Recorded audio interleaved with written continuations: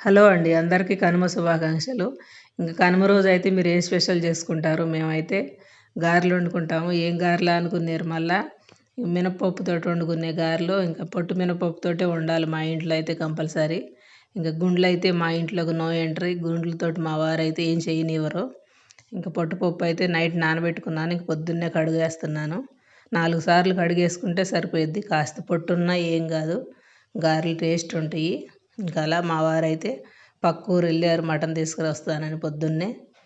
ఇంక వచ్చేసరికి నేను పిండి అయితే మిక్సీ వేసుకొని, ఇంకా రోలు కూడా ఉంది కానీ ఇంకేదో చాలా టైం అవుతుందని అప్పటికే అందరం పండగ పనులతోటి బిజీగా లేటుగా లేచాము. ఇంకా ముగ్గులతోటి సగం టైం సరిపోయింది. పొద్దున్నే ఇంక ఇంట్లో పని చేసేసరికి కొంచెం లేటే అయింది. ఇంకా కూర కూడా రెడీ చేసుకొని ఇంకా తొందరగా వండేస్తే ఇంకా చాలా పనులు ఉన్నాయి. ఇంకా మా వాళ్ళది ఒక ఫంక్షన్ వచ్చింది. లేకపోతే మా వారు ఇంకొక వెరైటీ కూడా తీసుకొచ్చేవారు.